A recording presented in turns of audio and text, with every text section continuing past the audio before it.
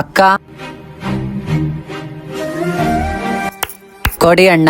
ಅಕ್ಕ ನನ್ನ ಹತ್ರ ದುಡ್ಡಿಲ್ಲ ಅಕ್ಕ, ನಿಜವಾಗ್ಲೂ ದುಡ್ಡಿಲ್ಲ. ನಾಟಕ ಎಲ್ಲ ಆಡೋದ್ ಬಿಡು, ಫಸ್ಟ್ ದುಡ್ಡು ತೆಗಿ. ನಿಜವಾಗ್ಲೂ ದುಡ್ಡಿಲ್ಲ ಅಕ್ಕ ನನ್ನ ಹತ್ರ. ಮರ್ಯಾದೆಯಿಂದ ದುಡ್ಡು ಕೊಟ್ರೆ ಸರಿ, ಇಲ್ಲ ಅಂದ್ರೆ ಶಾಪ್ ಹಾಕ್ತೀನಿ ನೋಡು. ಏನಕ್ಕಪ್ಪ ಬೇಕು? ಇವ್ರು ಶಾಪ್ ಆಗಿರೋ ಬೇಗನೆ ತಟ್ಟು ಬಿಡುತ್ತೆ, ದುಡ್ಡು ಕೊಟ್ಟು ಬಿಡೋಣ. ಒಳ್ಳೆ ಹೆಂಡತಿ ಸಿಗ್ಲಿ ನಿನಗೆ. ದುಡ್ಡು ಕೊಡಿ ಅಣ್ಣ. ಅಕ್ಕ ನಮ್ಮ ಹತ್ರ ದುಡ್ಡಿಲ್ಲ ಅಕ್ಕ. ಅಕ್ಕ ನಿಜವಾಗ್ಲಕ್ಕ ನಮ್ಮ ಹತ್ರ ಊಟ ಮಾಡಕ್ಕೆ ದುಡ್ಡಿಲ್ಲ ಅಕ್ಕ.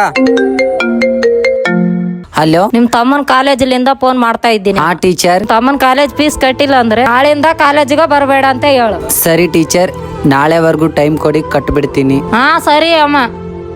ಏನಾಗಿದೆ ಅಕ್ಕ?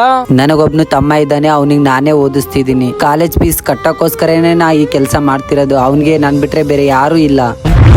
ನಿಮ್ಗೆ ಊಟ ಮಾಡಕ್ಕೆ ದುಡ್ಡಿಲ್ಲ ಅಂದ್ರಲ್ಲ, ತಗೊಳ್ಳಿ.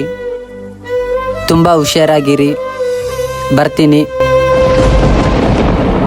ಇವರಲ್ಲೂ ಇಷ್ಟೊಂದು ಮನುಷ್ಯತ್ವ ಇದೆ ಅಂತ ನಿಜ ನನಗೆ ಇವತ್ತೇ ಗೊತ್ತಾಯ್ತು ಕಣ. ಹೇಳ್ಬೇಕಂದ್ರೆ ನಿಜವಾಗ್ಲೂ ಇವರು ತುಂಬಾ ಗ್ರೇಟ್ ಕಣ.